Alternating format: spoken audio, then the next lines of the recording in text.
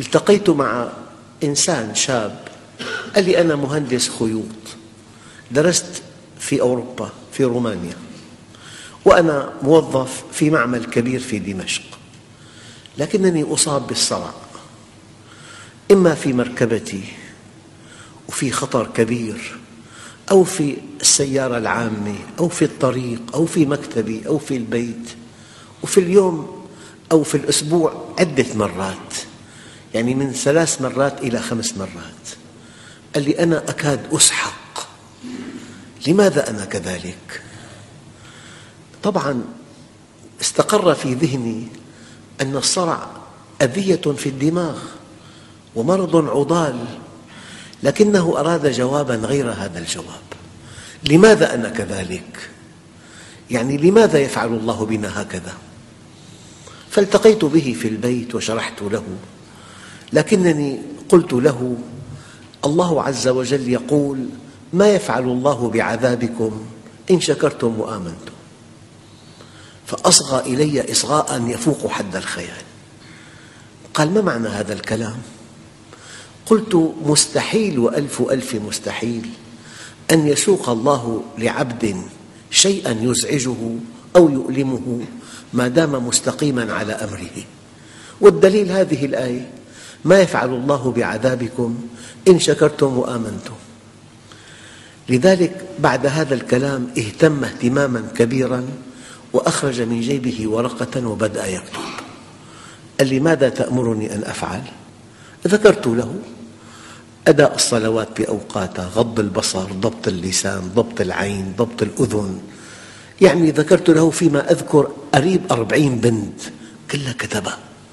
من شدة ألمه من هذا المرض، هذا المرض كاد يحطمه. والله أنا بعد أن خرج شعرت أنني تورطت. كيف تورطت؟ لعلها أذية لا تشفى. أنا وعدته أنه إذا استقام على أمر الله تزول هذه الأذية، هكذا. فلي درس يوم الجمعة، أول جمعة يأتي قال لي: الحمد لله، هي أول أسبوع بحياتي لم أصب بأية نوبة، والله كأنني ملكت الدنيا. قلت: يا رب تسلم. جاء الأسبوع الثاني قال لي: أيضا هذا الأسبوع الآخر لم أصب بأية نوبة. أذكر أنه جاء أسبوع ثاني ثالث رابع وأنا لا أصدق من الفرح أن الذي ذكرته له مؤيد بكلام الله. الله عز وجل صدق هذا الكلام، يعني أبعد عنه هذه النوبات. في الأسبوع السادس لم يأتي إلى الدرس، جاءته نوبة معنى ذلك. والله قلقت أشد القلق. لكن في الأسبوع السابع جاء قال لي بالضبط: لا تقلق على مبدئك، أنا أخطأت مع الله. في هذا الأسبوع أخطأت فجاءتني نوبة في الطريق.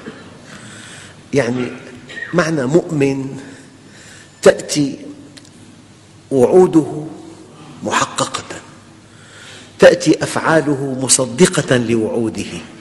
فإذا الله وعدك بحياة طيبة، وعدك برزق وفير، وعدك بحياة آمنة، وعدك بالسكينة، وعدك بالحكمة، هذه الوعود زوال الكون أهون على الله من ألا تحقق هذه الوعود. لكن إن لم تحقق نحن السبب. يجب أن نتهم أنفسنا.